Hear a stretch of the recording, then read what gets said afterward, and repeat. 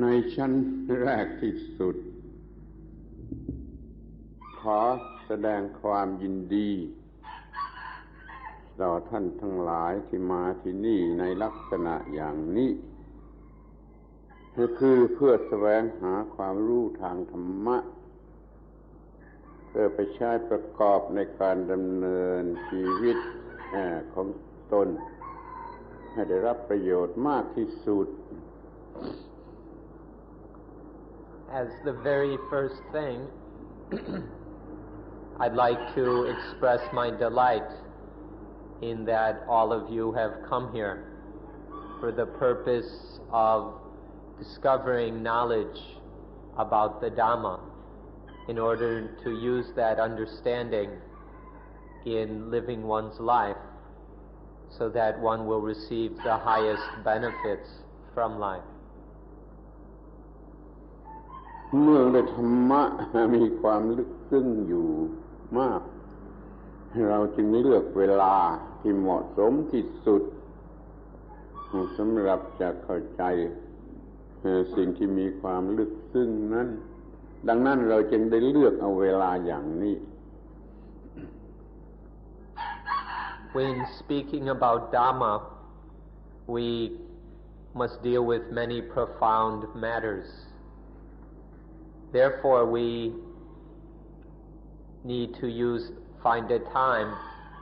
that is appropriate for considering profound things. This is why we have chosen this time. เวลาอย่างนี้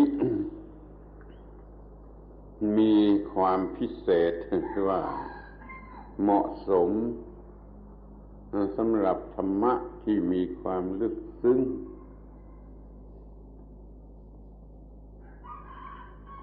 This time of day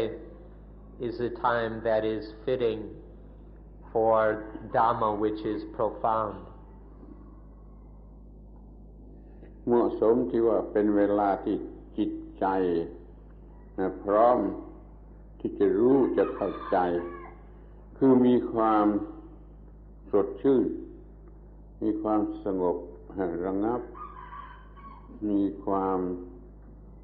อ่อนไหว active มากที่จะเข้าใจธรรมะเพราะนั้นอย่าเห็นว่าเป็นความทำให้ลำบากยุ่งยากในการที่จะมาพูดกันในเวลา5 น.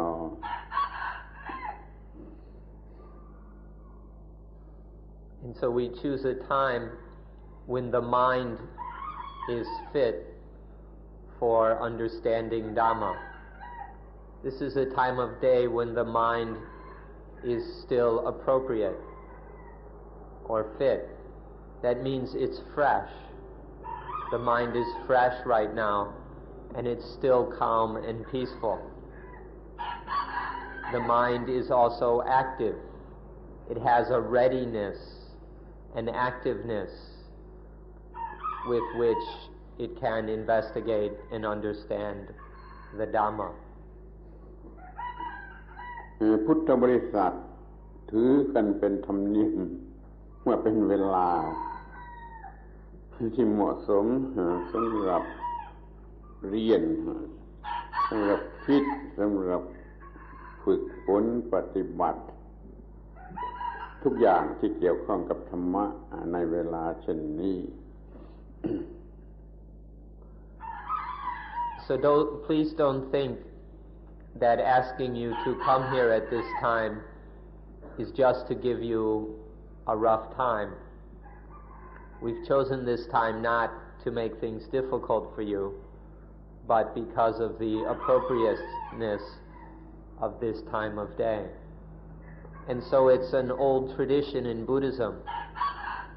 that Buddhists will use this kind of day, this time of day, in order to learn about Dhamma, in order to think about Dhamma, and in order to practice Dhamma. โดยธรรมชาติก็เป็นเวลาที่ดอกไม้ป่าบานดอกไม้ป่าเริ่มส่งกลิ่นสัตว์เดรัจฉานก็ตื่น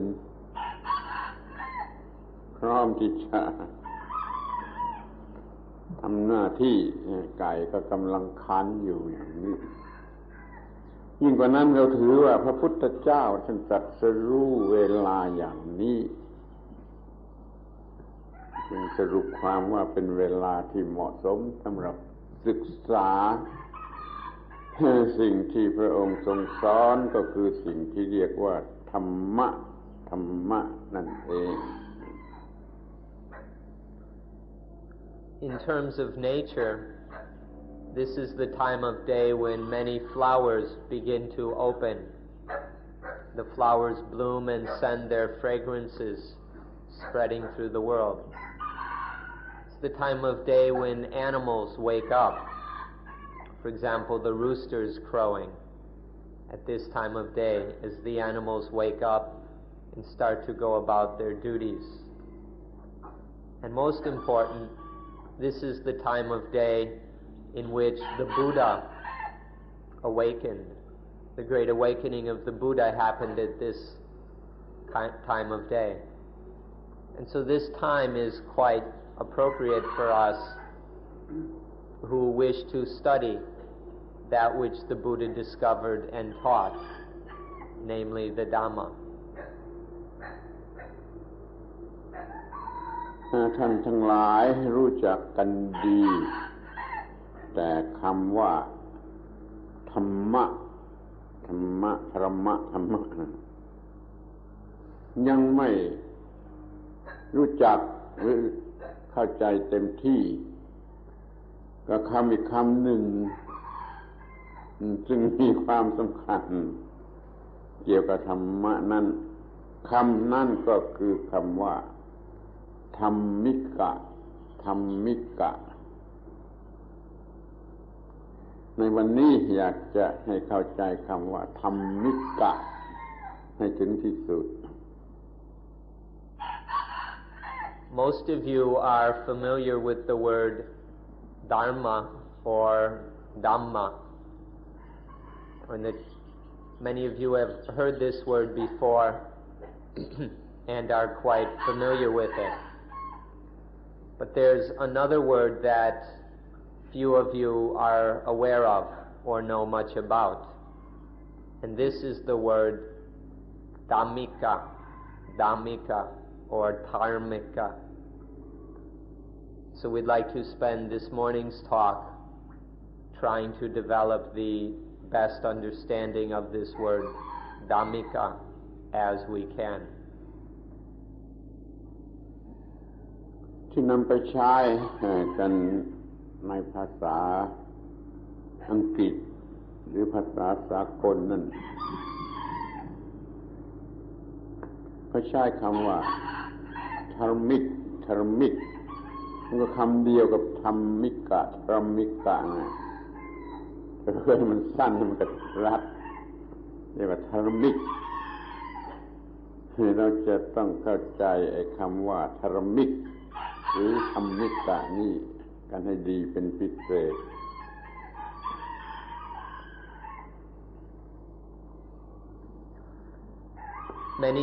Some of you may have come across the anglicized form of the word, which is dhammic, dhammic, with an IC at the end. This is from the Sanskrit form, dhammic, and it's very close to the word dhammika, dhammika.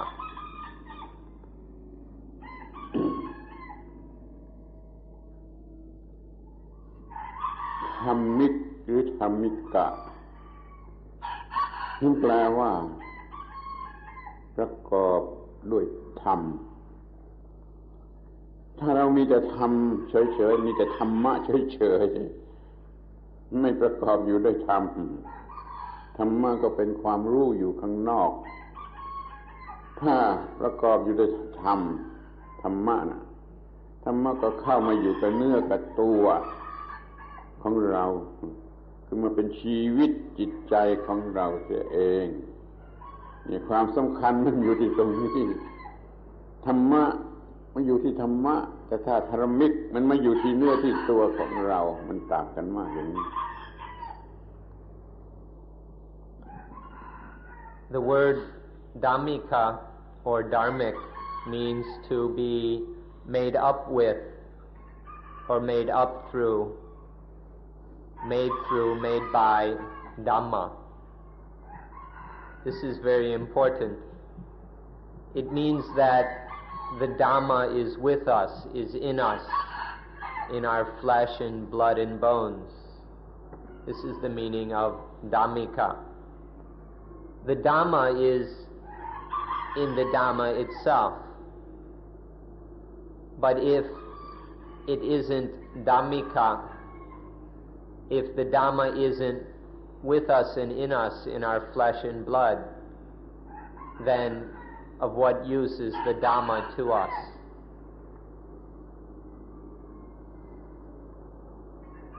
เราใช้คำว่าชีวิต กันเป็นส่วนมากถ้าใช้คำว่าชีวิตก็ต้องกล่าวว่าชีวิตที่ประกอบอยู่ด้วยธรรมะคือเนื้อตัวจิตใจทั้งหมดทั้งสิ้นของเรารวมเรียกว่าชีวิตและชีวิตนั้นประกอบอยู่ด้วยสิ่งที่เรียกว่าธรรมะเราจึงมีคำว่าชีวิตธรรมิกะหรือ dhammic life ชีวิตธรรมิกะนี่เป็นสิ่งที่จะต้องสนใจเป็นพิเศษ We all talk a lot about life. By life we mean this body and mind, the body-mind integration or process. But we often don't stop to notice whether this life is composed of Dhamma or not, whether these bodies and minds are composed of Dhamma or integrated with and through Dhamma. When life is integrated with Dhamma, composed of Dhamma, then we call it Chivita Dhammika or Dharmic life.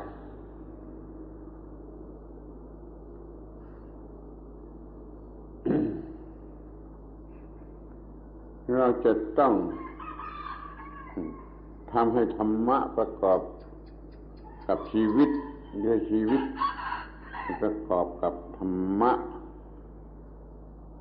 นั่นจึงจะมี dhammic life เดี๋ยวนี้มีปัญหาอย่างยิ่งก็คือว่า dhammic life นั้นไม่ปรากฏมีอาการเหมือนกับซ่อนเร้นอยู่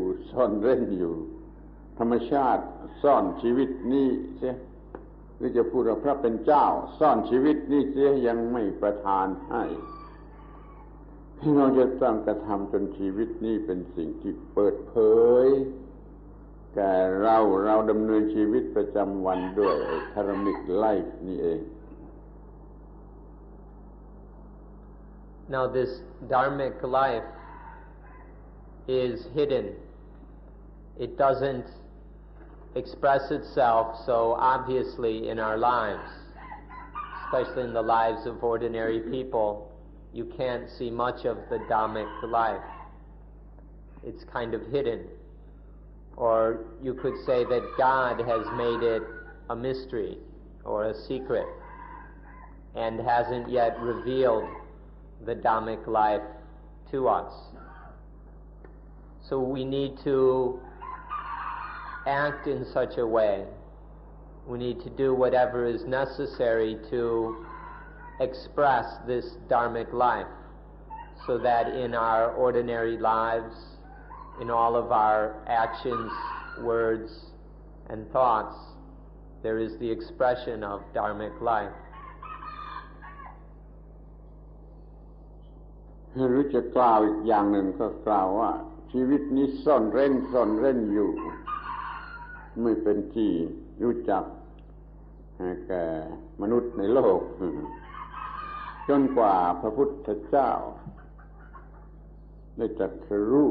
แล้วก็สอนคือเปิดเผยชีวิตที่ซ่อนเร้นนี่ ให้ปรากฏออกมา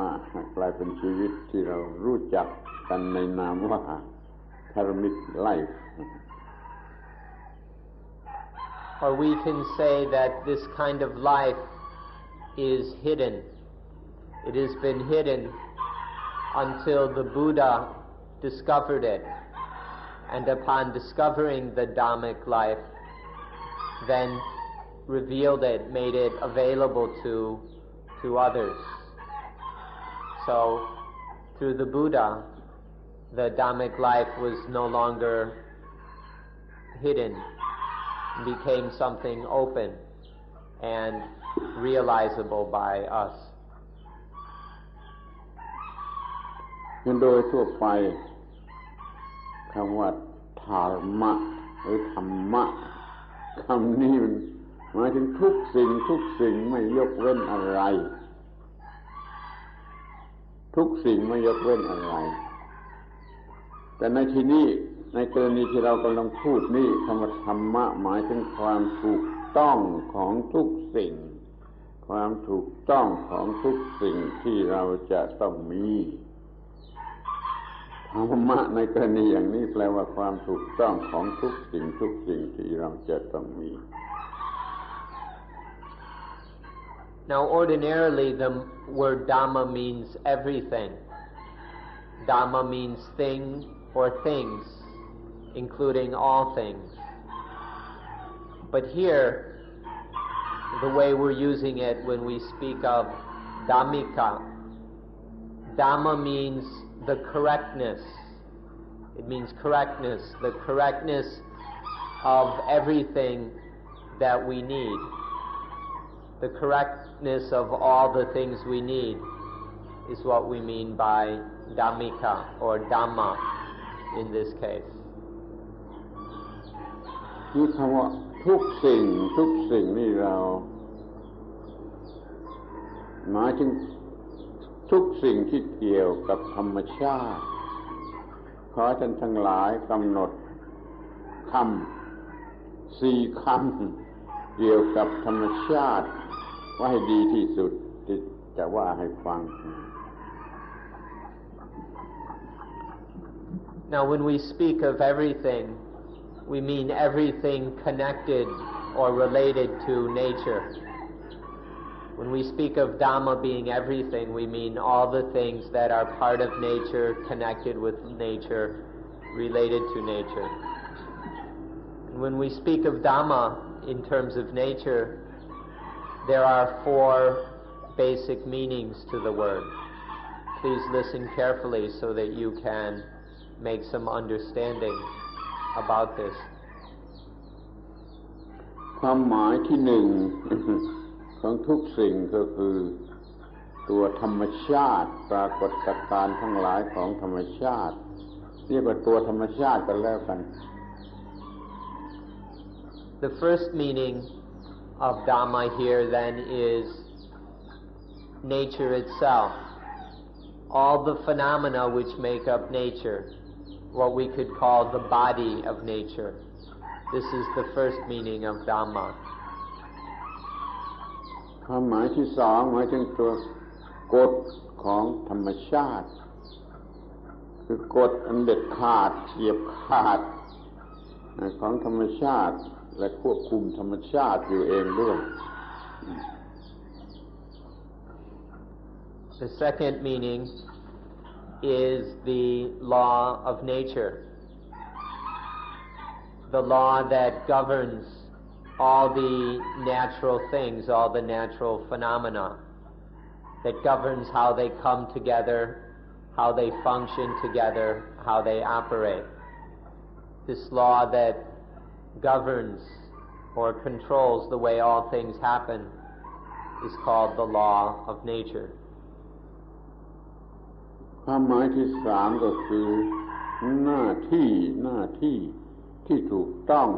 ตามกฎของธรรมชาตินั้น The third meaning of Dhamma is the correct duty, or the duty which is correct in accordance with that law of nature. ค ความหมายที่สี่ก็คือผลหรือปฏิกิริยาที่ออกมาจากการทำหน้าที่อันถูกต้องนั้น And the fourth meaning are the fruits or effects that come from doing that duty. ดังนั้นเมื่อพูดว่าถูกต้องก็คือถูกต้องตามธรรมชาติถูกต้องตามกฎของธรรมชาติถูกต้องตามหน้าที่ต่อกฎของธรรมชาติและถูกต้องต่อผลที่เกิดจากการปฏิบัติหน้าที่นั้นๆ So therefore when we speak of correctness we mean correct in accordance with nature, correct in line with the law of nature, correct according to the duty according to the law of nature, and correct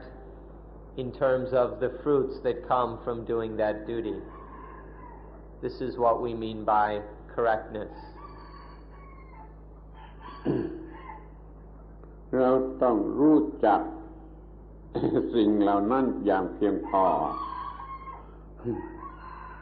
โดยการศึกษาในชั้นแรกแล้วเราก็มีการปฏิบัติให้ถูกต้องเพราะเรารู้จักมันถูกต้องแล้วเราก็มีการปฏิบัติมันถูกต้องมีการปฏิบัติถูกต้องผลที่ออกมามันก็เป็นผลที่ถูกต้องนี่เรียกว่าถูกต้องต่อธรรมชาติในสี่ความหมาย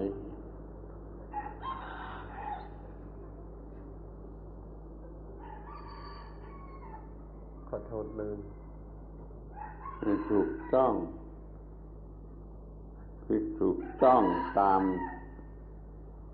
ธรรมชาติถูกต้องตามกฎของธรรมชาติทั้งสี่อย่าง So for something to be correct in terms of Dhamma, it must be correct in terms of these four meanings of Dhamma. It must be correct in terms of nature, correct in terms of the law of nature, correct in terms of the duty that must be done in line with the law of nature, and correct in terms of the natural fruits and results of doing that duty as stipulated by the law of nature, or as required by the law of nature. To understand what is correct, to understand correctness or rightness, we must understand these four meanings of Dhamma. ในภาษาบาลีเราไม่มีคำว่าธรรมชาติหรือธรรมชาติใช่ครับเราใช้คำว่าธรรมะคำนี้หมายถึงธรรมชาติธรรมะแปลว่าธรรมชาติในสี่ความหมายอย่างที่กล่าวมาแล้วแล้วเมื่อถูกต้องตามความหมายสี่ความหมายนั้นก็เรียกว่าธรรมะหรือธรรมิกะ In the Pali language, we don't have the word dhammachati or dhammachat, which is the Thai word for nature. This word doesn't exist in the Pali language. There's just the word Dhamma. But when it is dhammachati or born from Dhamma, then it must also be Dhamma. And something is truly Dhamma or Dhammika when it is correct, when it is perfect, in line with these four meanings of Dhamma. การถูกต้องตามธรรมชาตินั่นแหละคือถูกต้องตามธรรมะนั่นคำว่า dhammic ซึ่งแปลว่าถูกต้องตามธรรมะนั่นก็คือถูกต้องตามธรรมชาติทั้งสี่ความหมายนั่นเอง So Dhamma is about being correct, and dhammika means this correctness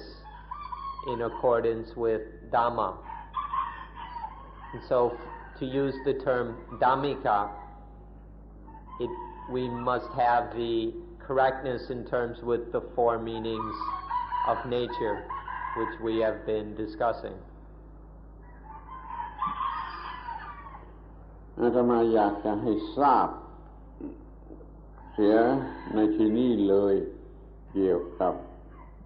ธรรมชาติสี่ความหมายในระหว่างศาสนาที่มีพระเป็นเจ้าและศาสนาที่ไม่มีพระเป็นเจ้า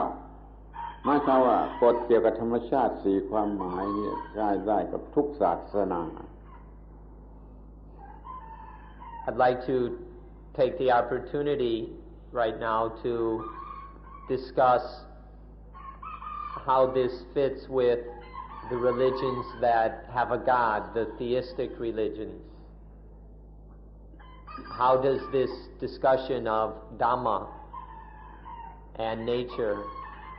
fit with the ways of speaking of the theistic religions with their gods?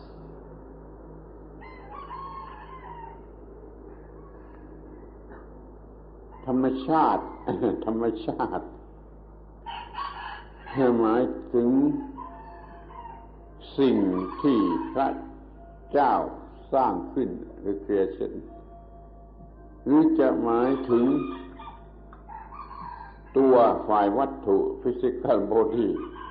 ของพระเจ้าเองก็ได้ตัวธรรมชาติหมายถึงตัวของพระเจ้าเองในฝ่ายฟิสิกส์ Nature is the same as that which God has created, namely the creation of God. Or you could say that nature is the physical body of God. Nature is the body of God on the physical level.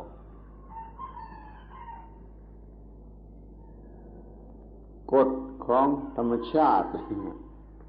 ก็คือองค์ของพระเจ้าในส่วนที่เป็น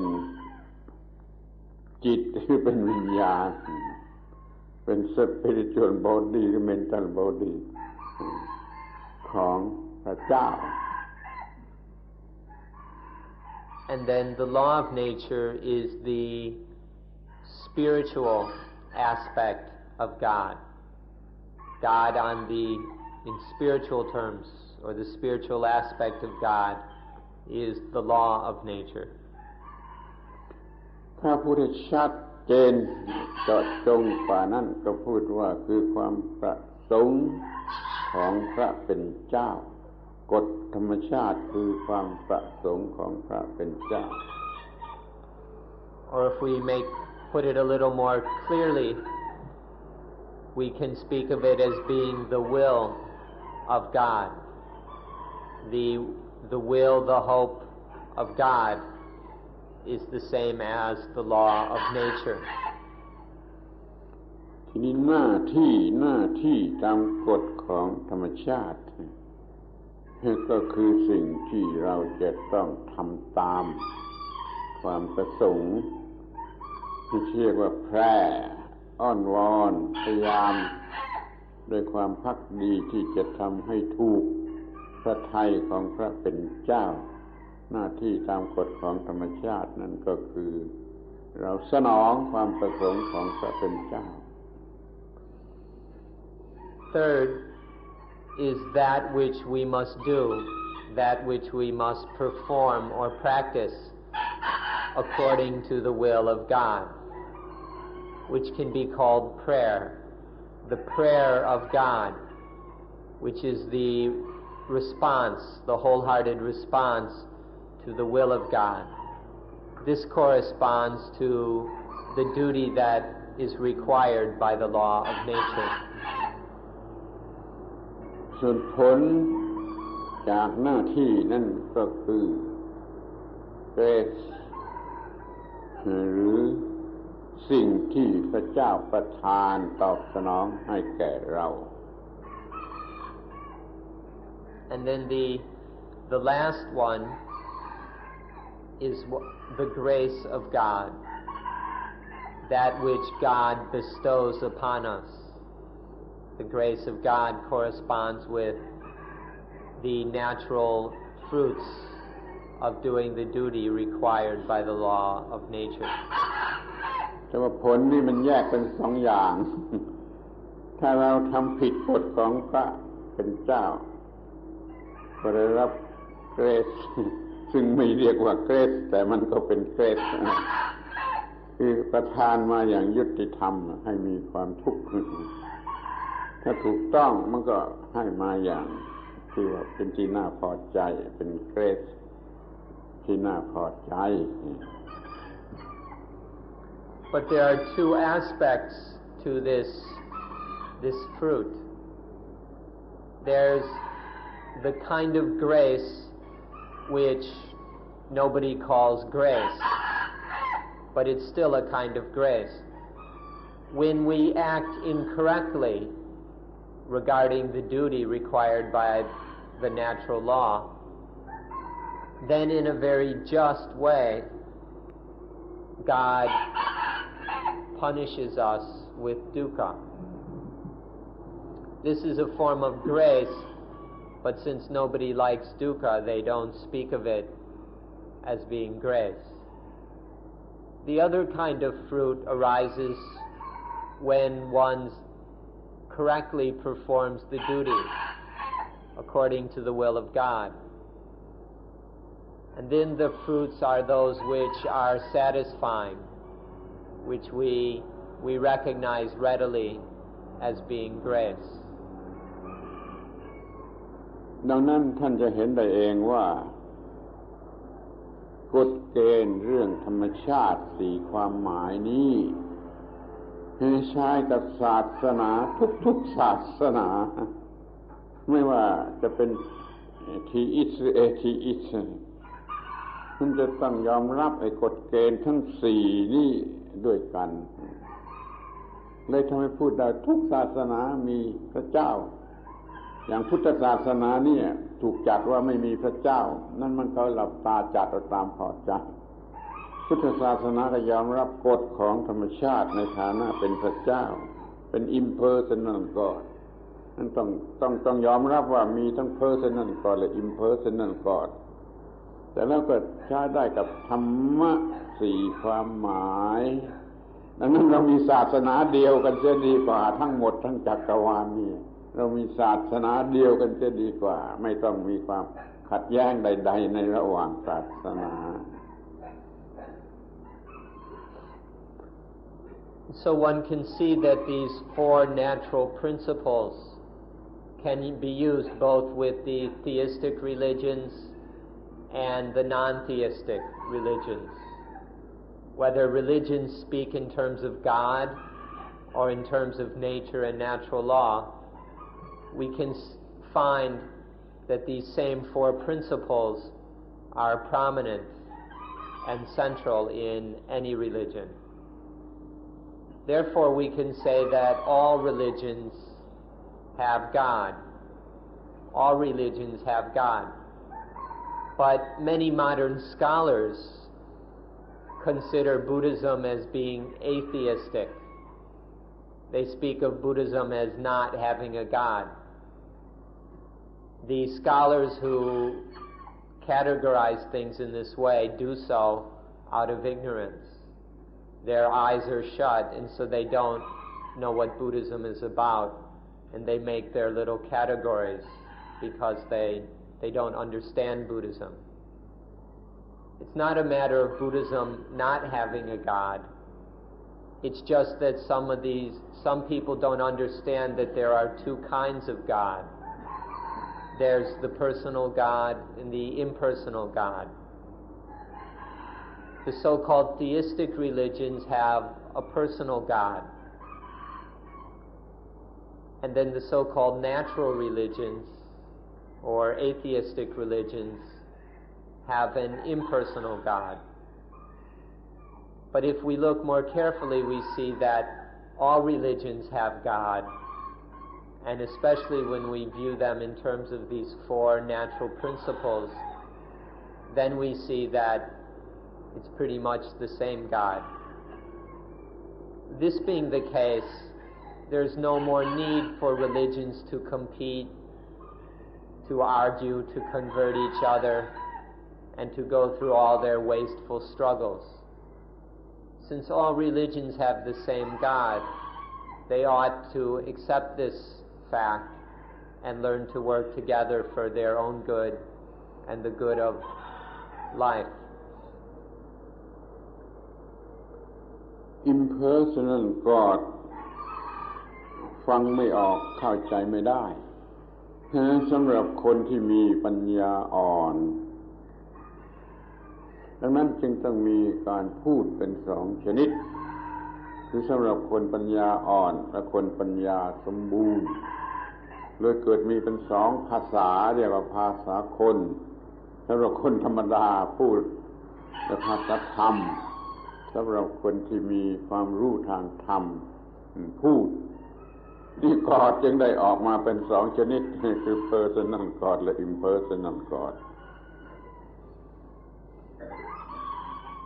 The impersonal God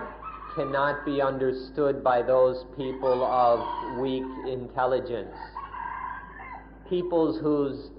intelligence or wisdom is poorly developed or immature cannot understand the impersonal God. One must have a well-developed, mature wisdom faculty, what used to be called the intellect, if one is to understand the impersonal God. For those whose intellect or wisdom is still weak and underdeveloped, then there is the personal God, which is in very personal terms, and so it's easy for even children to understand. Therefore, when we speak about God and religious matters, we have two ways of speaking. There is the language of Dhamma, which doesn't speak in personal terms. It speaks in impersonal, natural terms. And then there is the people language, the personal language that speaks of God in personal or humanistic, anthropomorphic terms. One has to be careful to distinguish between these two ways of speaking if one is going to have a true understanding of God. เป็นที่น่าขบขันว่าแม้โลกนี้จะเป็นโลกสมัยวิทยาศาสตร์แล้วแต่ก็ยังคงมีคนปัญญาอ่อนเหลืออยู่ในโลกถ้ามีความรู้ทางวิทยาศาสตร์เข้าใจได้ง่าย impersonal God natural law เข้าใจได้ง่ายแต่คนที่ปัญญาอ่อนมันไม่เข้าใจได้แล้วมันน่าขันที่ว่าแม้ในโลกยุคสมัยวิทยาศาสตร์ก็ยังมีคนปัญญาอ่อนเต็มไปทั้งโลกIt's rather amusing that even in the age of science, there are still many people whose intellect and wisdom is quite weak and immature. If one has a correct understanding of science, if one is a real scientist, then it's easy to understand the impersonal God. But for those who don't really understand science, although living in the scientific age, they still have this problem of not understanding the impersonal God. So it's rather amusing that even in such scientific times, there are a great many people whose intellect or wisdom is weak, we could even say retarded. เมื่อเรามีความรู้ทาง วิทยาศาสตร์พอสมควรมันก็ง่ายนิดเดียวที่เราจะเข้าใจธรรมะในสี่ความหมายธรรมะในสี่ความหมายอธิบายได้ง่ายโดยหลักของวิทยาศาสตร์ขอให้เราเข้าใจธรรมะสี่ความหมายเราก็จะเข้าใจวิทยาศาสตร์ในทางฝ่ายศาสนาโดยเฉพาะพุทธศาสนาดังนั้นเราก็ง่ายในการที่จะแก้ปัญหาหรือคลี่คลายปัญหาที่ลึกลับอยู่เกี่ยวกับสิ่งที่เรียกว่าชีวิต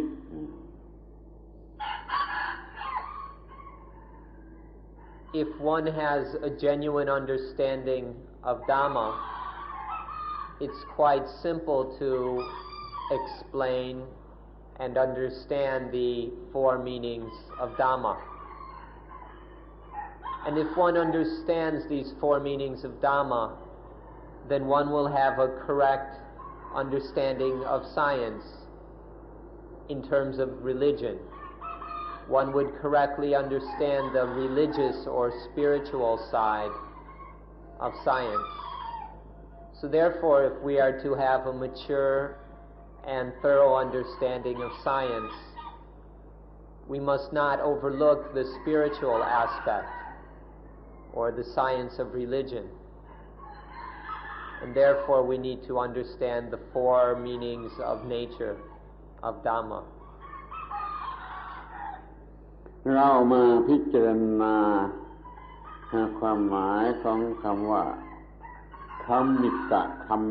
กันอีกทีเพราะมันมีหลายความหมายอยู่เหมือนกัน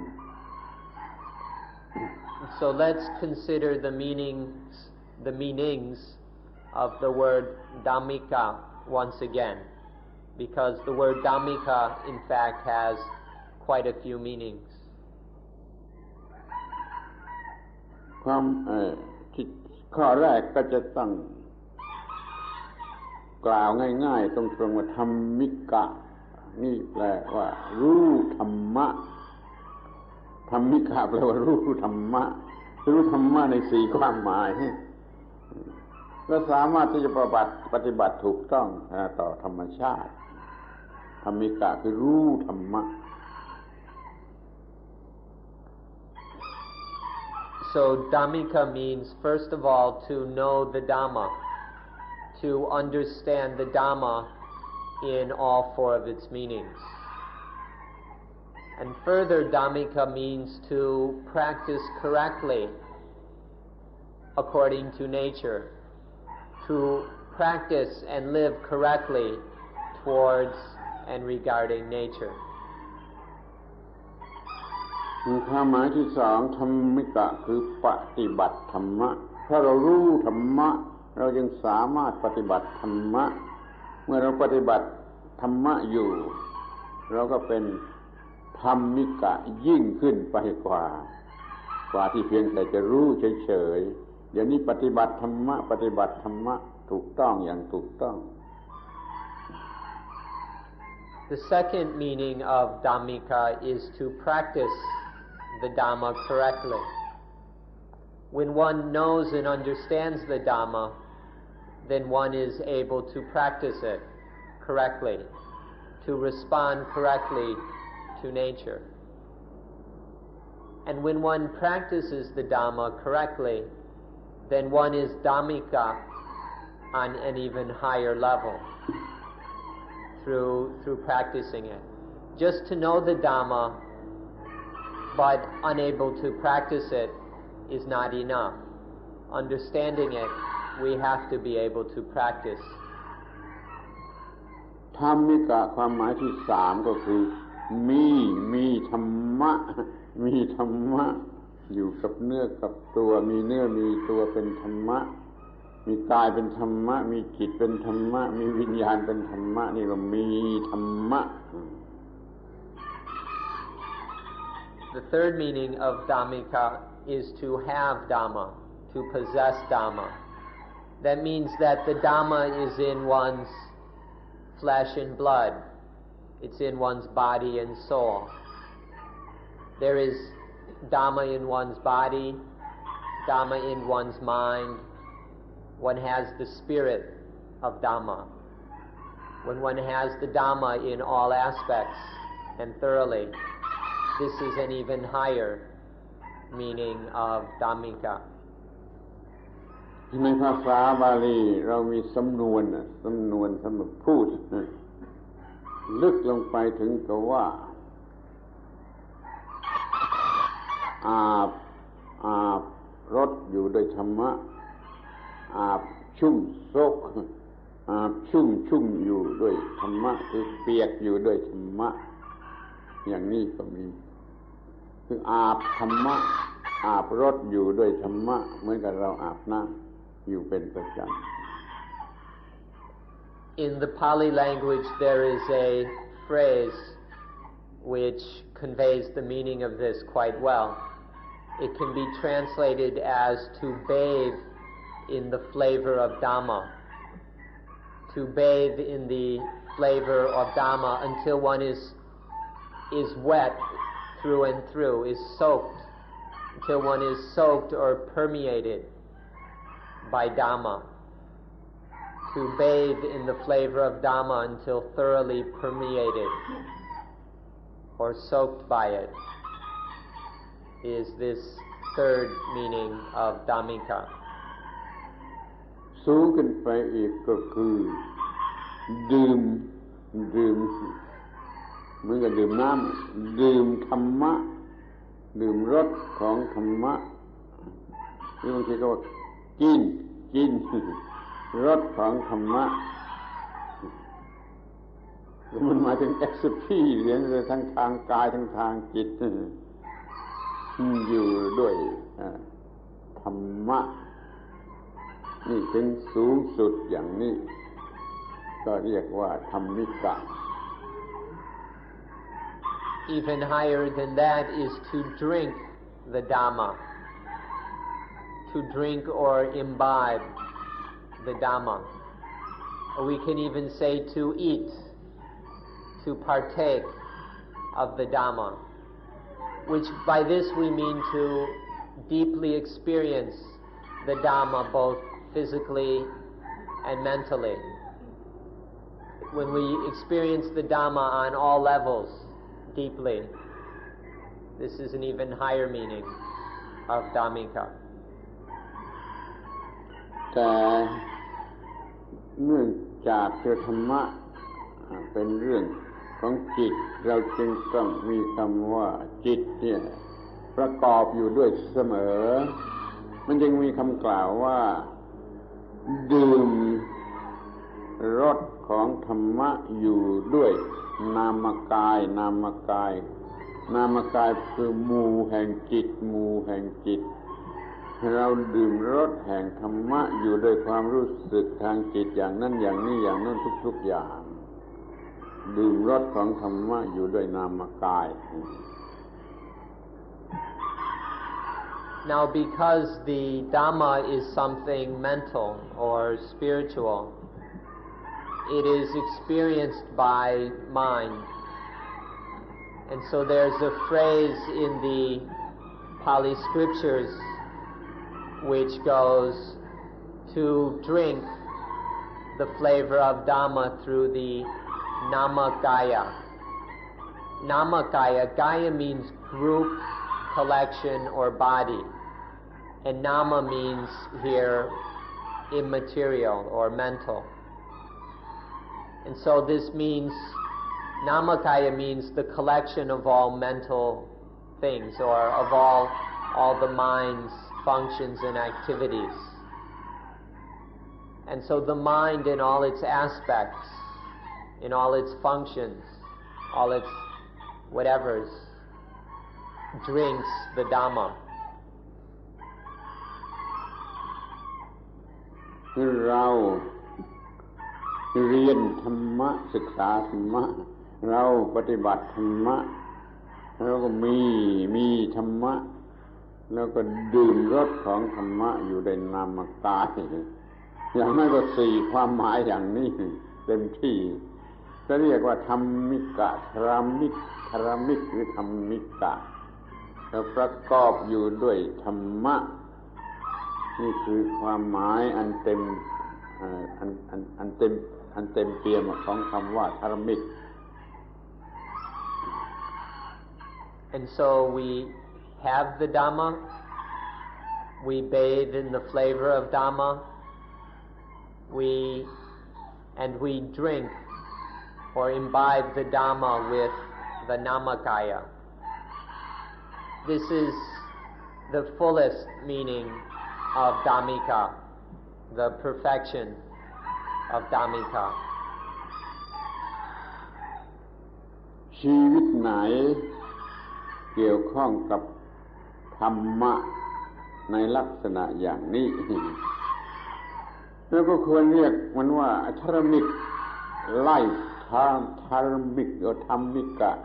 dhammic life ถ้ามันไม่เกี่ยวข้องกับธรรมะเลยก็ non dhammic life จงรู้จักชีวิตไว้ในสองลักษณะอย่างนี้ก่อน Life that is Dhammika, as we have described, is what we call dharmic life. But life that doesn't have much to do with Dhamma, or doesn't have anything to do with Dhamma, is called non-dhammic life. We ought to be careful to understand the difference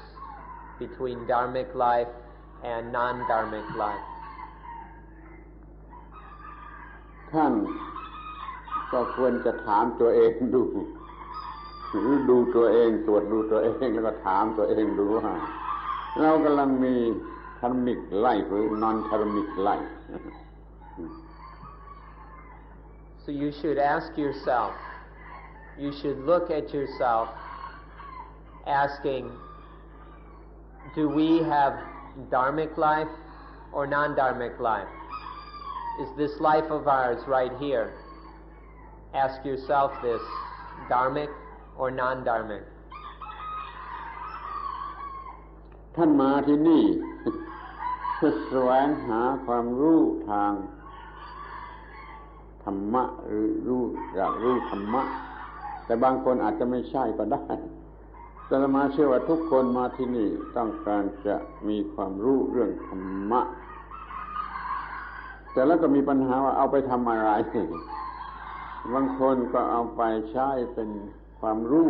ไปสอนไปประกอบการสอนมากกว่าที่จะเอาไปทำให้ชีวิตนี้มันเป็นธรรมิกไล่อาตมาจึงขอร้องทีเดียวนี้ว่าท่านทั้งหลายจงศึกษาธรรมะพยายามมีธรรมะเพื่อให้ชีวิตมันเป็นธรรมิกไล่แล้วมันจะหมดปัญหาโดยประการทั้งปวง Now, all of you have come here in search of what we call Dhamma. Although that may not be true for a few of you, it's our belief that all of you have come here in search of Dhamma. But once you've gotten some Dhamma, the question is, what do you intend to do with it? Some of you may intend merely to take the Dhamma to teach others. That you're here just to learn some things that you can pass on to others. But we would like to recommend that you have the fullest meaning of Dhammika. That you not just learn the Dhamma to pass on to others, but you practice it until it's in your blood and in your bones, not to mention your brain. And then when one has thoroughly integrated the Dhamma within oneself, then there won't be any more problems. One won't have to worry about what to teach others. ถ้าท่านศึกษาธรรมะโดยหลักธรรมะ4ความหมายแล้วไม่ต้องมาที่นี่ก็ได้พูดตรงๆว่าไม่ต้องมาที่นี่ก็ได้ ศึกษาในห้องเรียนวิทยาศาสตร์ก็ได้ในศาสนาไหนก็ได้เพราะมีกฎเกณฑ์เกี่ยวกับธรรมะสี่ความหมายด้วยกันทั้งนั้น If you understand these four principles or meanings of Dhamma, then it isn't really necessary for you to come here. If you understand these four principles,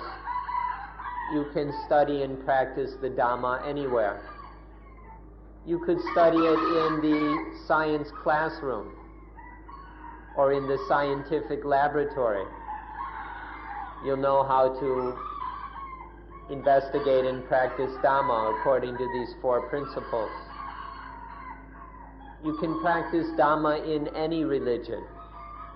because every religion contains these four principles. You can practice the Dhamma anywhere once you understand these four principles. ถ้าจะถามว่าท่านควรจะมาที่นี่ทำไมเพื่อจะตอบว่าเมื่อมาศึกษาหาวิธีที่จะเข้าถึงธรรมะขอย้ำอีกทีว่าท่านเข้าถึงธรรมะหรือธรรมะที่ไหนก็ได้แต่ท่านไม่มีวิธีที่จะทำอย่างนั้นท่านจึงมาที่นี่เพื่อศึกษาหาความรู้เกี่ยวกับวิธีที่จะเข้าถึงธรรมะนั้นเพราะฉะนั้นอย่าให้เสียเวลาเปล่าท่านจงได้พบวิธีที่จะเข้าถึงธรรมะนั้น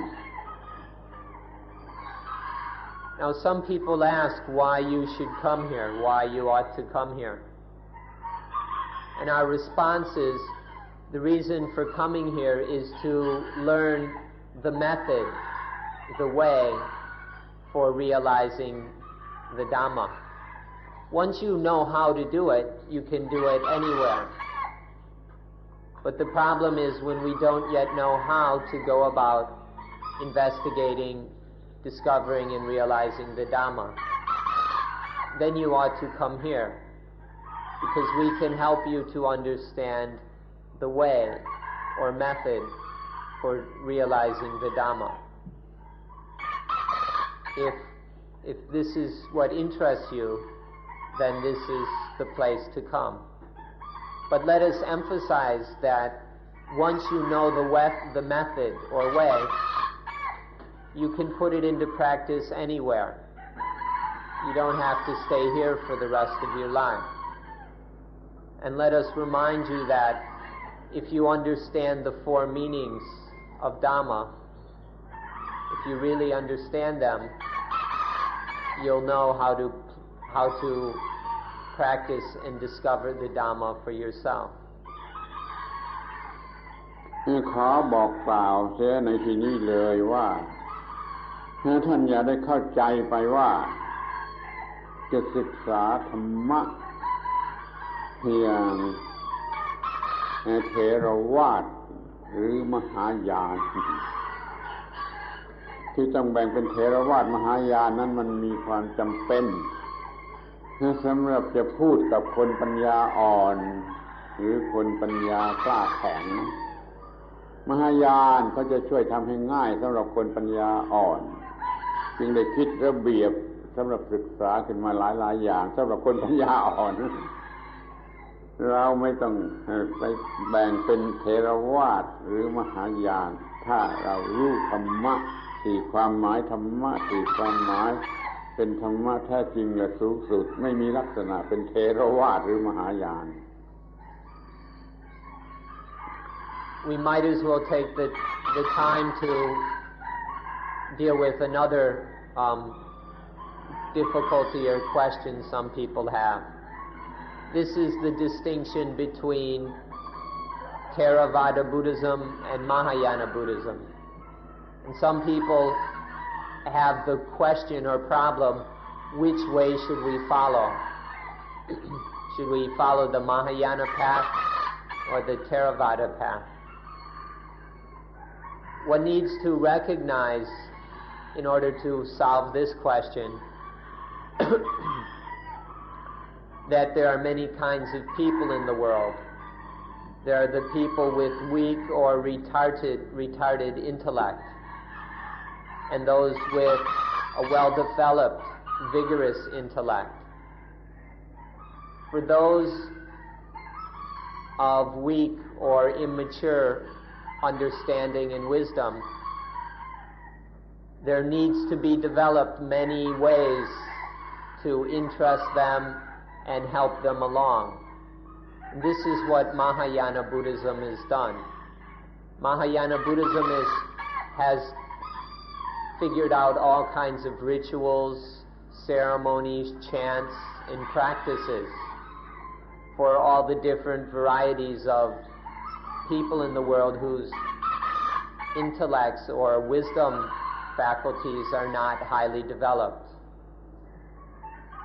But for those whose wisdom faculty is already vigorous and daring, then Theravada Buddhism is sufficient because it contains the essentials without any needless complications or proliferations. ท่านไม่ต้องคิดว่าจะศึกษาพุทธศาสนาอย่างอินเดียพุทธศาสนาอย่างศรีลังกาพุทธศาสนาอย่างพม่าอย่างไทยอย่างจีนอย่างญี่ปุ่นอย่างทิเบตเป็นต้นไม่มีพุทธศาสนาอย่างไหนมันมีพุทธศาสนาอย่างเดียวคือเรื่องความจริงของธรรมชาติสี่ความหมายท่านจงศึกษามุ่งไปยังความจริงของธรรมชาติสี่ความหมาย Now, also please don't waste any time trying to figure out whether you ought to study Indian Buddhism or Sri Lankan Buddhism or Burmese Buddhism or Thai Buddhism or Japanese Buddhism or Tibetan Buddhism or what have you. Don't waste your time getting lost in such unimportant distinctions. But look carefully and see that there is only one Buddhism. The reality is that there is only one Buddhism, which is the truth of the four meanings of Dhamma. Once you see that this is the one Buddhism, these four meanings of Dhamma, then you won't have these problems about whether to be a Thai Buddhist or a Burmese Buddhist or a Japanese Buddhist or whatever. ถ้าท่านตั้งใจจะศึกษาพุทธศาสนาอย่างเถรวาทอย่างมหายานอย่างอินเดียอย่างไทยอย่างพม่าศรีลังกานี่นะครับท่านต้องเสียเงินเยอะแยะซื้อหนังสือเป็นตู้เลยต้องเสียเงินเยอะแยะเสียเวลาเยอะแยะและในที่สุดท่านก็ไม่รู้ธรรมะที่แท้จริงไปรู้ไอ้คำอธิบายปลีกย่อยสำหรับคนปัญญาอ่อนหรือเฉพาะเหตุการณ์ในประเทศนั้นๆเท่านั้นไม่รู้ธรรมะจริงไม่ต้องเสียเวลาทำอย่างนั้น If you wanted to learn about all these different forms of Buddhism, it would cost you a lot of time and money. You'd have to spend a lot of money buying all kinds of books on Sri Lankan Buddhism, Burmese Buddhism, Chinese Buddhism, Mongolian Buddhism, Bhutanese Buddhism, Nepali Buddhism, and on and on and on. And in the end, you'd have a warehouse of books, but you wouldn't know beans about Dhamma. You would have read all these books and probably would be more confused than when you began with. And in the end, even if you fly off to all these countries, in the end, all you know is a lot of miscellaneous details about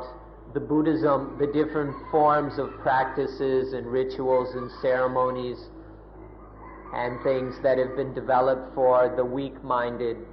people or people of weakly developed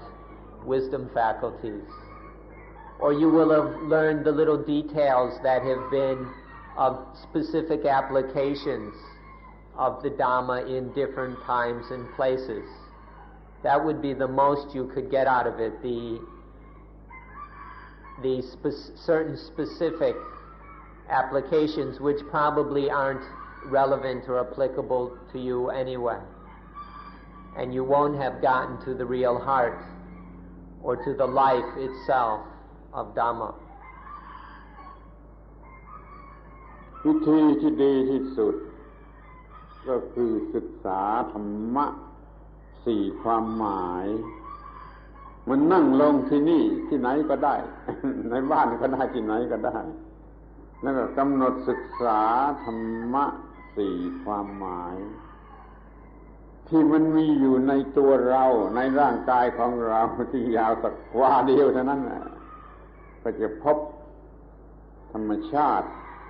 กฎของธรรมชาติหน้าที่ตามกฎของธรรมชาติและผลที่เกิดจากหน้าที่ในตัวเราสั้นๆวาเดียวนี่มีครบหมดไม่ต้องไปสนใจใครตำรับตำราหรืออะไรที่มันเป็นเรื่องประกอบปลีกย่อยสำหรับทำคนปัญญาอ่อนให้รู้ If you really want to realize the Dhamma, then study these four meanings of Dhamma. Sit yourself down someplace. It doesn't have to be here, it can be at home, it can be anywhere. Sit yourself down and study these four meanings of Dhamma. Study these four principles within yourself. Within these 2-meter long bodies, more or less, together with consciousness and experience. Study the Dhamma there. Study all four meanings of Dhamma in your own living, conscious bodies. That's all you have to do. You needn't clutter yourself up with all the little details and miscellaneous techniques that have been created to help those who are of weak intellect. If you have sufficient understanding, then all you need to do is sit down and study these four meanings of Dhamma within one's living body. คำว่าธรรมชาติก็นี่ร่างกายทั้งหมดนี่นับตั้งแต่เซลล์แต่ละเซลล์แล้วก็กลุ่มแห่งเซลล์แล้วก็ประกอบกันขึ้นเป็นส่วนหนึ่งส่วนใดของร่างกายทุกๆส่วนของร่างกายเป็นเนื้อเป็นเลือดเป็นกระดูกเป็นอะไรทั้งหมดที่เป็นตัวร่างกายทางฝ่ายฟิสิกส์และฝ่ายจิตใจคือรู้สึกคิดนึกอะไรได้ mind body mind นี่เข้าใจดีๆว่ามันเป็นอันเดียวกันศึกษาถึงที่สุดจะรู้ว่า body mind ไม่ใช่ mind and body นั่นน่ะคือตัวธรรมชาติอย่าไปห่วงข้างนอกเลยข้างในศึกษาให้รู้จักตัวธรรมชาติในร่างกายหรือในชีวิต Nature is these bodies, every cell in these bodies, all the groups of cells, and then when the cells and groups of cells come together to form organs and the different parts of the body. Nature are all of these cells and organs and parts of the body, as well as the mind, all the thoughts, feelings, experiences. And so this body-mind, this mind-body, that is what we mean by nature. This is what we study in the first meaning of Dhamma. ความหมายที่สองที่ว่ากฎของธรรมชาติมันก็มีอยู่ กำกับอยู่ในทุกๆเซลล์ที่ประกอบกันอยู่เป็นร่างกายหรือว่ากฎของธรรมชาติบังคับทำให้เกิดมีเซลล์แต่ละเซลล์แล้วก็ควบคุมมันอยู่บังคับให้มันเป็นไปจนว่ามันเป็นอวัยวะต่างๆมาเป็นตาหูจมูกลิ้นกายใจมันก็ยังถูกควบคุมอยู่ด้วยกฎของธรรมชาติกฎของธรรมชาติควบคุมอยู่กี่มากน้อยขอให้คิดดูมันมีอะไรบ้างที่มันอยู่นอกเหนือกฎของธรรมชาติศึกษารู้จักกฎธรรมชาติทั้งหมดทั้งสิ้นในชีวิตในร่างกายนี่เอง The second meaning of Dhamma is the law of nature. In every cell one can discover the law of nature. Every cell is created by the law of nature and governed by the law of nature. The functioning of each cell, the way the cells cooperate and work together to form organs, all of this is under the power of the law of nature.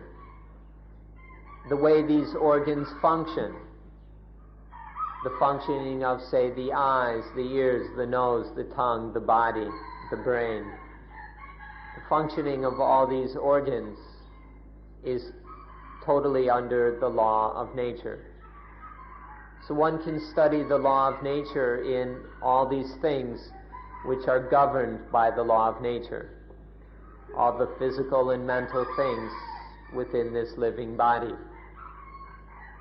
Until one can ask oneself, is there anything that is above the power of the law of nature? Until one finds that which is above the law of nature. In this way one can study the second meaning of Dhamma within these living conscious bodies. ทีนี้ก็มาถึงหน้าที่ความหมายที่สามคือหน้าที่ เพราะกฎของธรรมชาติมีอยู่มันก็ต้องทำให้ถูกต้องตามกฎมันก็ต้องเกิดหน้าที่นี่เป็นเหตุให้เซลล์ทุกๆเซลล์ทำหน้าที่นะแล้วอะไรมันจะเหลือทุกๆเซลล์ต้องทำหน้าที่เมื่อประกอบกันเข้าเป็นอวัยวะอย่างใดอย่างหนึ่งแล้วมันก็ทำหน้าที่บางอย่างธรรมชาติกฎของธรรมชาติช่วยให้ทำในตัวมันเองโดยที่เราไม่ต้องรู้สึกเช่นว่าปอดก็หายใจหัวใจก็สูบฉีดโลหิตอะไรก็ความเจริญก็เกิดงอกงามขึ้นมาแต่โดยธรรมชาตินี่เป็นหน้าที่ที่ธรรมชาติหรือกฎของธรรมชาติบังคับให้ทำเองทีนี้ส่วนที่บังคับให้เราคนต้องทำนี่ก็มีต้องบริหารร่างกายต้องกินอาหารต้องอาบน้ำเป็นอย่างที่สุดก็ต้องถ่ายสาระปัสสาวะมันก็เป็นหน้าที่แล้วหน้าที่ที่ออกมาถึงว่าจะต้องหาเลี้ยงชีวิตเราต้องศึกษาเราต้องทำงานเราต้องหาเงินนี่มันก็เป็นหน้าที่ทั้งหมดนี้มันก็รวมอยู่ในชีวิตนี้ในร่างกายนี้คือสิ่งที่เรียกว่าหน้าที่ตามกฎของธรรมชาติต้องศึกษาให้ดีที่สุดเพื่อจะทำให้มันถูกต้องที่สุด The third meaning is the duty that is required by natural law. When there is the natural law in every cell governing every function of every cell and part of the body, then it's inevitable that there will be the duties. And so each cell has its duty or function to perform according to natural law. When the cells form organs, then each organ has its function or duty that must be performed according to the law of nature. The breathing of the lungs, the pumping of blood by the heart, the work of the liver, the kidneys, the brain, and all the other parts of the body. All of these have their duty, their function. And so we can study this meaning of Dhamma in all the parts of our bodies, seeing the functions that they must perform because of the law of nature. And then there are the functions or duties that we must do. We need to eat to feed these bodies. We must bathe these bodies. We must exercise them. There are all the duties we have, going so far as having to go to school and learn certain things, learn skills and knowledge so that we can get a job and earn a living in order to take care of ourselves. There are all these different kinds of duties, and all of them come from the law of nature. So we can study this third principle in all the necessary functions and duties of these living bodies and minds. ที่ความหมายที่สี่คือผลที่ได้รับจากการปฏิบัติหน้าที่ที่เราก็จะต้องดูแลให้มันถูกต้องเดี๋ยวนี้มันขาดบ้างมันเกินบ้างมันไม่ถูกต้องถ้าถูกต้องมันก็ไม่ขาดมันก็ไม่เกินมันก็ได้รับความสะดวกสบายหรือไม่มีปัญหาเรามักจะปล่อยไปตามความรู้สึกของความโง่เราเรียกว่าความโง่มันจึงเกินเป็นส่วนมากต้องการเกินมีเกินรวบรวมเกินแสวงหามาเกินแต่ความโง่ที่ทำให้ขาดก็มีเพราะทำไม่เป็นมันโง่มันก็ขาดแต่นั้นมันยังน้อยไปกว่าที่มันเกินเราอยากจะมีเกินกว่าที่ถูกต้องเราจะกินเกินกว่าที่ควรจะกินเราจะแต่งเนื้อแต่งตัวเกินกว่าที่เราจะแต่งเนื้อแต่งตัวเราจะมีที่อยู่อาศัยเครื่องใช้ไม้สอยเกินไปกว่าที่ควรจะมียิ่งเดี๋ยวนี้มันก็ยิ่งเกินมากเพราะมันมีความเจริญตามหน้าทางวัตถุนี่เรียกว่าผลที่เกิดมาจากการปฏิบัติหน้าที่ก็ต้องจัดให้มันถูกต้องคือไม่ขาดหรือไม่เกินให้มันถูกต้อง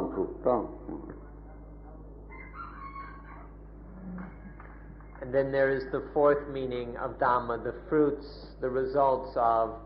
performing that duty that needs to be done according to natural law. The results are always happening. Sometimes they're excessive, sometimes they're deficient. The results depend on how we do the duties. And so we can discover, we can investigate the results, the fruits of the various duties. We can see that in some ways they are too much, in other ways not enough. And this comes from how we perform the duties. Nowadays, there's quite a few things that tend to be excessive. Rather than living in a way which is sufficient, which is good enough, which is correct, we tend to indulge in excess. It's a very excessive world nowadays. For example, we like to eat too much in a way that it's not very good for us. And so we often lack good health, well-being, comfort, joy, because of so much in our life is excessive. We dress up too much. Many of us have farmed too much clothing. We've got all kinds of stuff we don't need. We have houses that are too big to even use properly or take proper care of, or else we have to work too hard to take care of them and to pay for them. In the modern world, excess tends to be the way of life. It's quite easy to be excessive in things because of technology. We're so highly developed that it's easy to be excessive. in what we eat, what we wear, where we live. Even our medical industries are quite excessive. And so from this we can see one aspect of the results of doing the duties.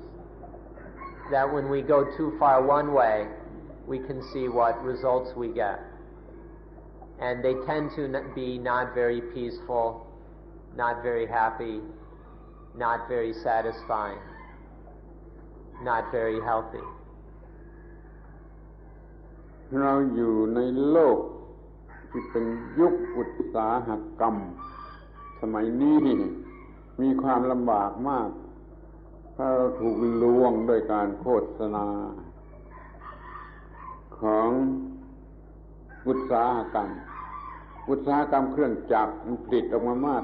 ามากและส่วนเกินส่วนไม่จำเป็นแต่แล้วมันก็มีศิลปะแห่งการโฆษณาด้วยศิลปะเมื่อเราโง่เราก็ต้องซื้อนี่มันความเกินนะมันก็เกิดขึ้นเช่นว่าเราจะอยู่ได้ด้วยความเป็นอยู่เพียงเท่านี้เราก็ต้องมากออกไปที่เราจะนั่งรถยนต์ราคา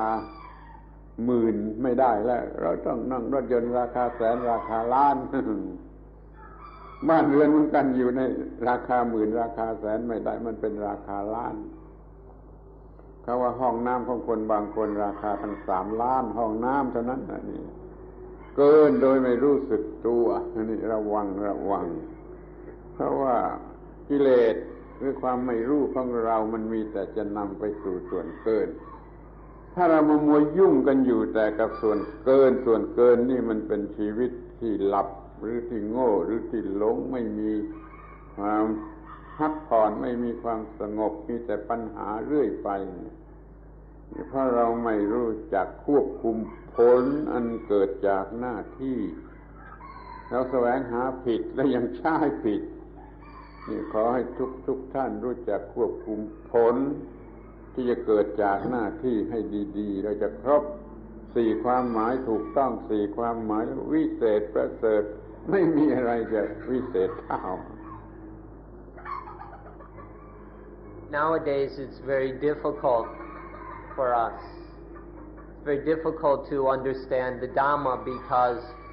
we're so much deceived and tricked by advertising. We live in the industrial age, and in this age of industry, they use a lot of skill and talent to trick us, to deceive us. And because we're still, I'm sorry we have to say it this way, but because we're still so stupid, we believe all this stuff we hear and read in the advertising. If we were intelligent, we would realize that these are deceptions and lies. But because of our stupidity, we believe it all and we buy it all. So because of the power of industry and advertising in the modern world, it's very hard for us to understand Dhamma. Instead, we do everything excessively. It used to be good enough just to drive a little Volkswagen Beetle. But now they don't even make them anymore in some countries. You have to buy expensive Volkswagens with air conditioning and stereo radios and fancy headrests and all the rest. But more and more people aren't even satisfied with that. They've got to have a Mercedes-Benz or a Jaguar or whatever. People are no longer satisfied with just a house that protects them from the weather, that gives them a safe place to sleep at night. Nowadays, people have to build houses that cost $100,000, $200,000, $300,000, $500,000, $1 million. There are nowadays many of us whose bathrooms cost more than an entire house used to cost. Just on bathrooms, people will spend $10,000, $20,000, $50,000, $100,000 just in the toilet. This is the way things are, because we're so stupid we can't discriminate between the lies of advertising and the truth. And so we buy all this stuff, and things are very excessive. This just goes to show that we don't understand, we don't have any intelligence about the fruits of the duties to be done according to the law of nature. If we understood the duty and the fruits of the duties according to natural law, then we wouldn't have all these problems. We would know what is enough to have a peaceful, healthy, satisfying, truly spiritual life. But because we don't understand any of these things, excuse us for saying so, but because of our foolishness or our stupidity, we don't know what is right, what is correct, what is enough, what is healthy. And so we over and over again experience the fruits of doing the duties wrong, which are stress, tension, poor health, anxiety, nervousness, anger, and all the rest. This is the sad result of us being stupid about the duty according to natural law and the fruits of that duty. ความถูกต้องนั่นไม่ขาดไม่เกินหรือจะกล่าวอย่างหนึ่งว่าไม่เป็นบวกไม่เป็นลบเป็นเหมือนกับพระเป็นเจ้าพระเป็นเจ้าไม่เป็นบวกไม่เป็นลบแต่แล้วเราก็มาบูชาบวก positiveness มากเกินไปบูชาบวกยิ่งกว่าพระเป็นเจ้าซะอีกเราบูชานับถือความเป็นบวกยิ่งกว่าพระเป็นเจ้าซึ่งไม่เป็นบวกไม่เป็นลบนั่นแหละคือความไม่ถูกต้องอย่าให้เราต้องเป็นทาสของความเป็นบวกหรือความเป็นลบให้เราอยู่เหนืออิทธิพลของความเป็นบวกและความเป็นลบนั่นแหละคือความถูกต้อง In correctness there is neither lack nor excess, or to put it in other words, there is neither positive nor negative. When things are correct, when life is correct, there is neither positive nor negative, which is to be divine, which is to be like God, because God is neither positive nor negative in any way. But nowadays, we like the positive. We worship the positive more than even God. You can find very few people who really worship God. Most of them are head over heels in love with the positive. And that means to be incorrect, to be wrong, to be out of kilter. But this is the way things are these days. Everybody's infatuated with the positive and could care less about what is right, what is correct,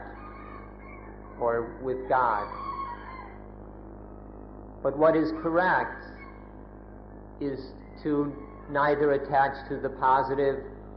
nor to swing in the other direction and attach to the negative,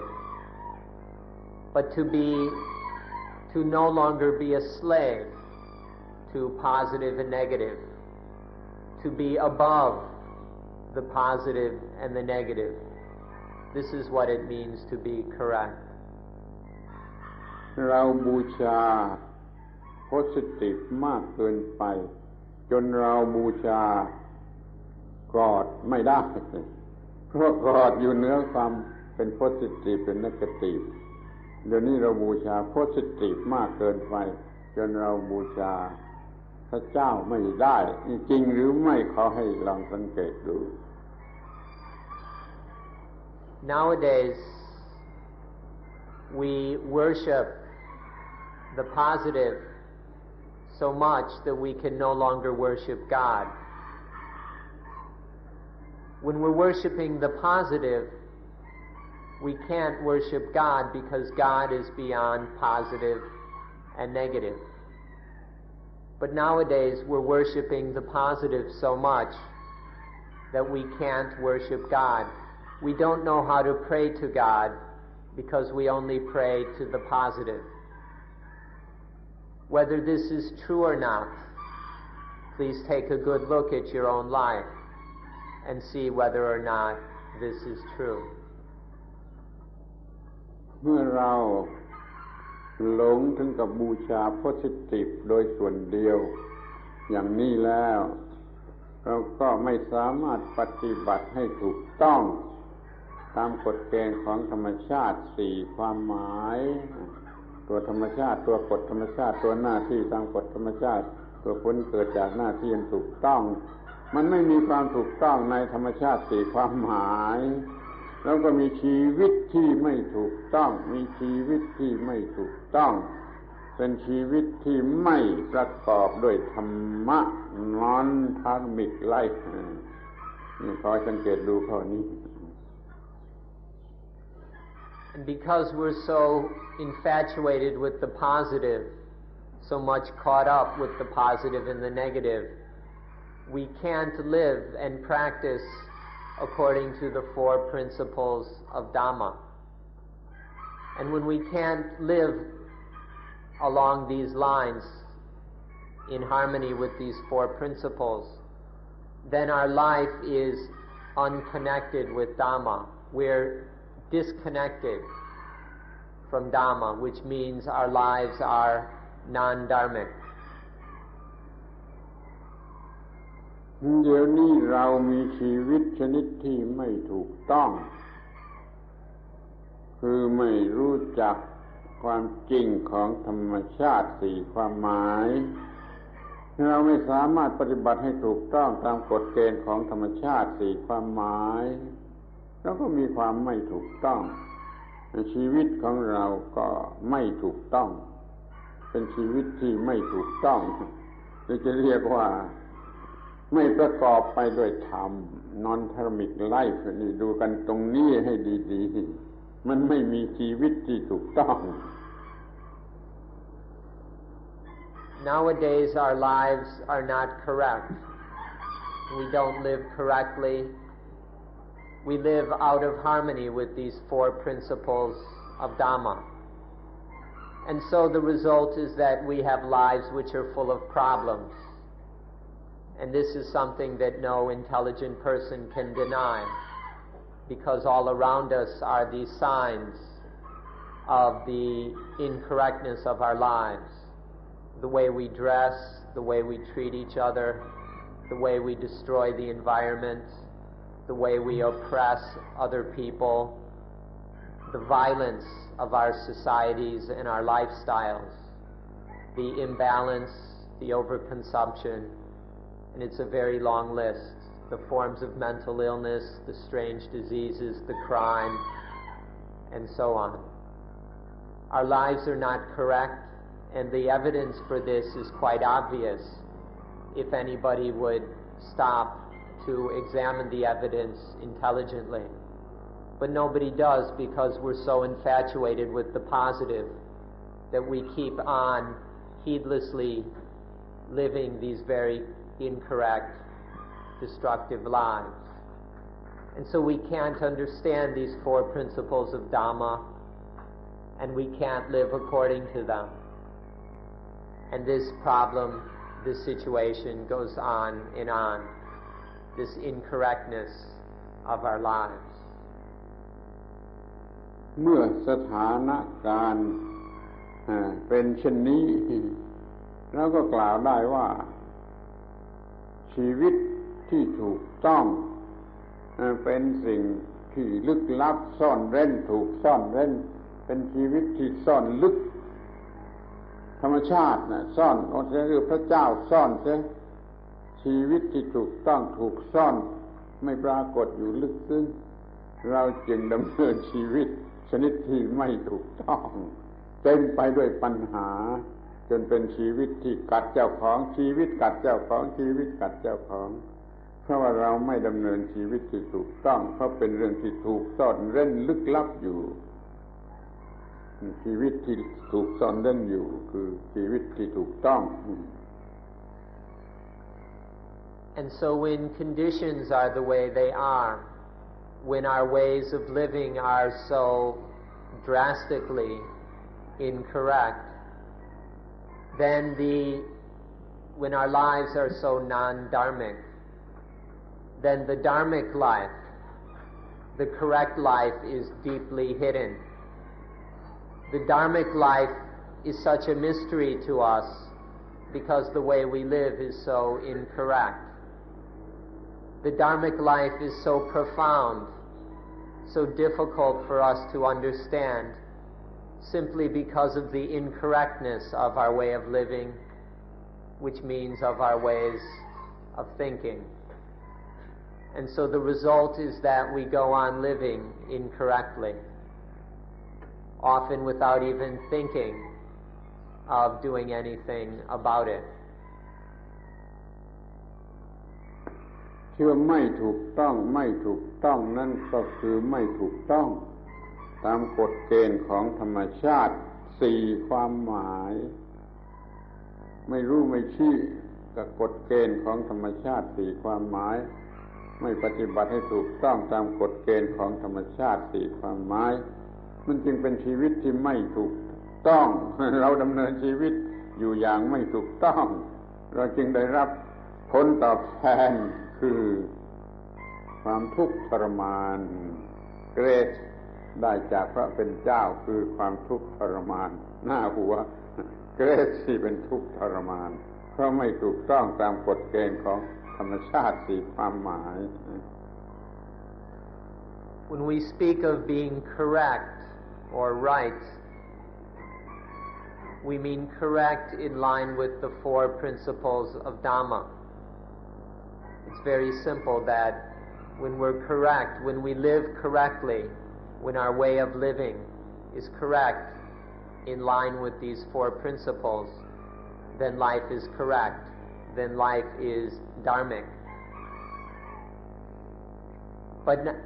that means we must know these principles, understand them, and practice them. But now, we don't even care about these principles. All we care about is the positive, our pleasures, our fun. We don't care about these four principles, we totally ignore them. And so, of course, we don't understand them, and we have no way of putting them into practice. When we ignore and fail to practice these principles, then our lives are incorrect. And when our lives are non-dharmic, then the grace of God turns out to be pain and suffering. This is totally just. This is just the way things are according to nature and the law of nature. That when we live in ways that are incorrect, then the results will be nothing but dukkha, but pain, misery, stress, and suffering. Although many people are so incorrect,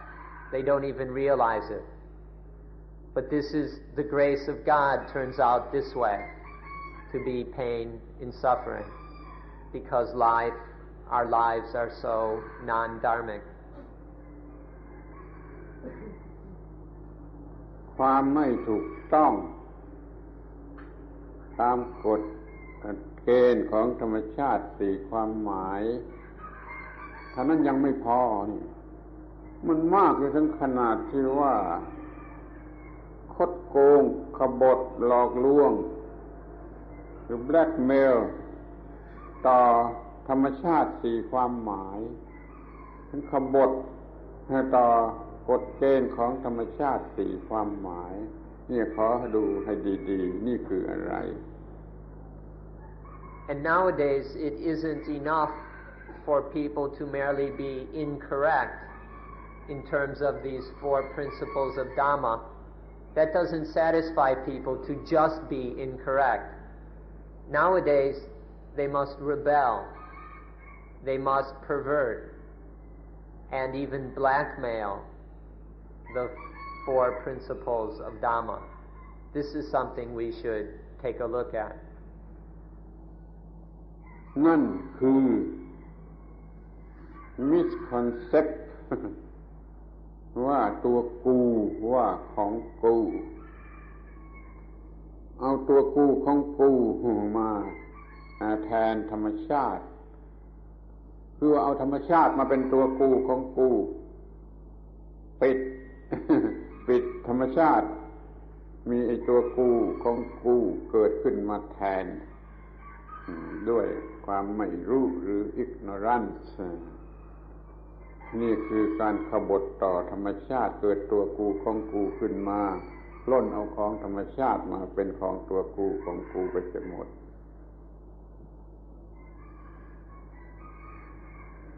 Now what we're talking about is that the arising of me and mine, of the misconcept of ego and self. This has taken over everything from nature. The rebellion against nature is the rebellion of ego, of self. That takes everything to be me and mine. When it's all just nature, when it belongs merely to nature, ego rebels and very corruptly, very dishonestly takes it all over as me and mine. This is our rebellion against nature,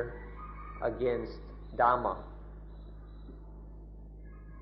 เมื่อระบบประสาทnerve system มันเห็นรูปด้วยตามันก็กูเห็นรูปเมื่อระบบประสาทหูได้รับคลื่นเสียงได้ยินเสียงมันก็กูได้ยินเสียงเมื่อจมูกระบบประสาทจมูกได้กลิ่นมันก็กูได้กลิ่นลิ้นได้รสมันก็กูได้รสสัมผัสผิวหนังก็กูสัมผัสผิวหนังจิตคิดนึกตัวกูคิดนึกมันเอากูตัวกูเข้ามาแทนหมดนี่มันขบฏธรรมชาติตรงกันข้ามอย่างนี้ก็เรียกว่ายิ่งไม่ใช่ธรรมิกะไม่มีธรรมิกะ When the nervous system works, when the nervous system is functioning and the eye sees a form, we think I see, ego sees. When the ear hears a sound, we think I hear, it's me hearing. When the nose smells fragrances, we take it to be I smell. When the tongue tastes flavors, it's I taste. When the skin experiences touches, we take it to be I touch. When the mind thinks or feels or experiences, it's I think, I feel, I experience. This is how we rebel against nature, against Dhamma. Everything is taken to be I, to be me. This is due to the ignorance, to our ignorance of Dhamma, of nature, of the law of nature. We rebel, and we very dishonestly,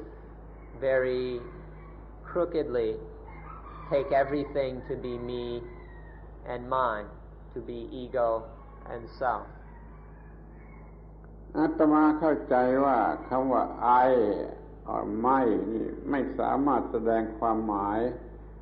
ของคำว่าตัวกูคือของกูได้เท่ากับในภาษาไทย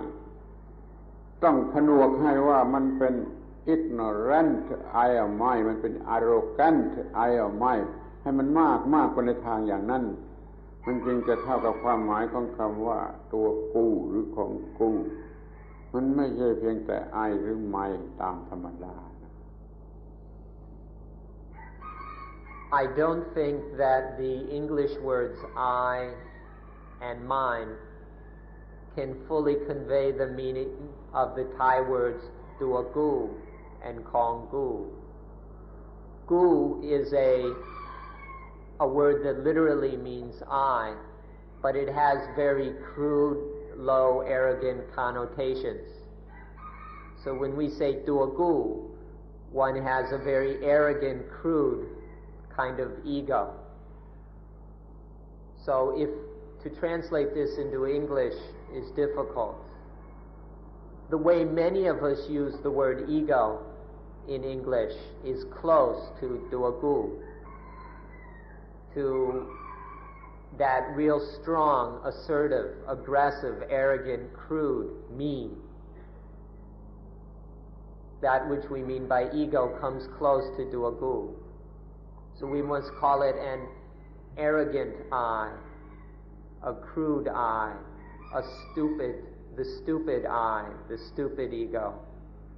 And then kongu means belonging to gu. That means the equivalent of ego. So we could say maybe there's stupid I and there's stupid mind. There's arrogant I and arrogant mind. This is closer to the Thai words tuagu and kongu. ในภาษาบาลีเองก็มีคำพูดเป็นสองระดับถ้าว่าเป็นตัวตนหรือของตนไอ้ไม่นี่มันก็มีคำว่าอัตตาอัตตนิยาตัวตนหรือของตนแต่ถ้าพอไอ้ความรู้สึกอันนั้นมันเดือดจัดขึ้นมามันกลายเป็นใช้คำอื่นเป็น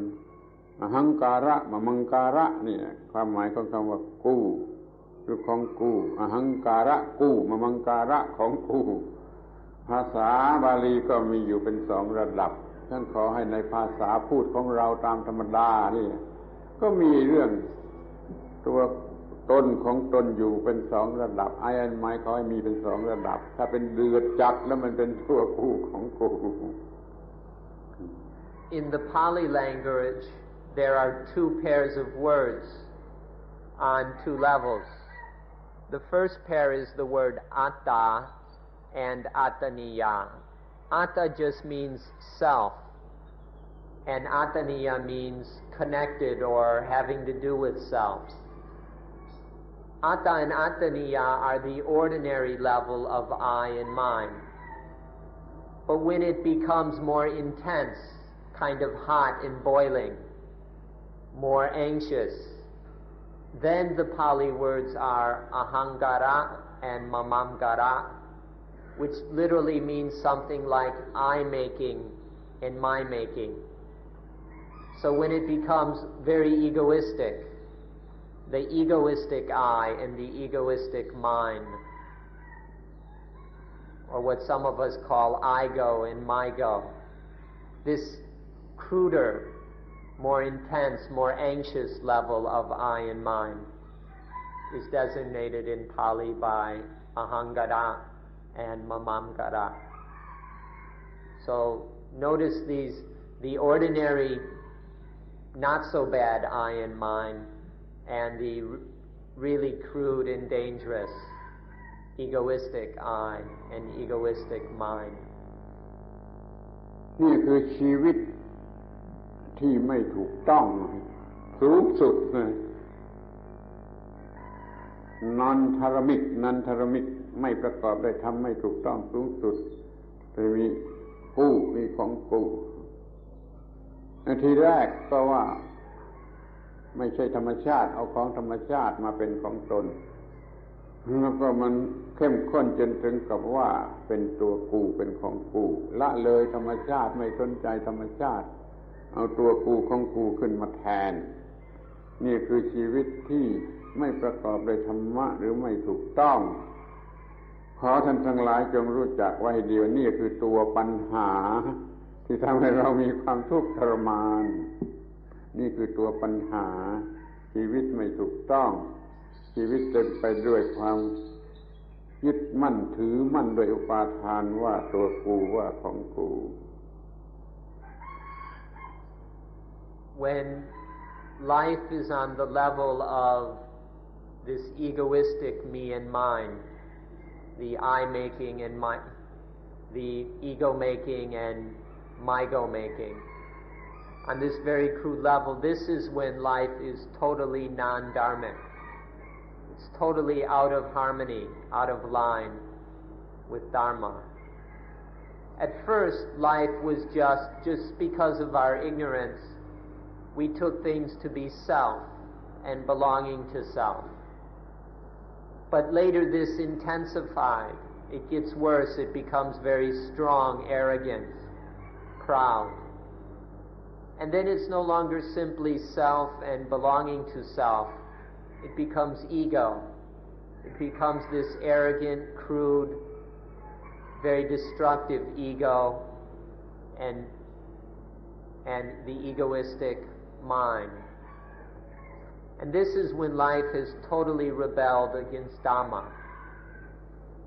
On the one level, it wasn't in harmony with, it was non-dharmic, but it hadn't gone totally overboard. But when it becomes this ego and egoistic mind level,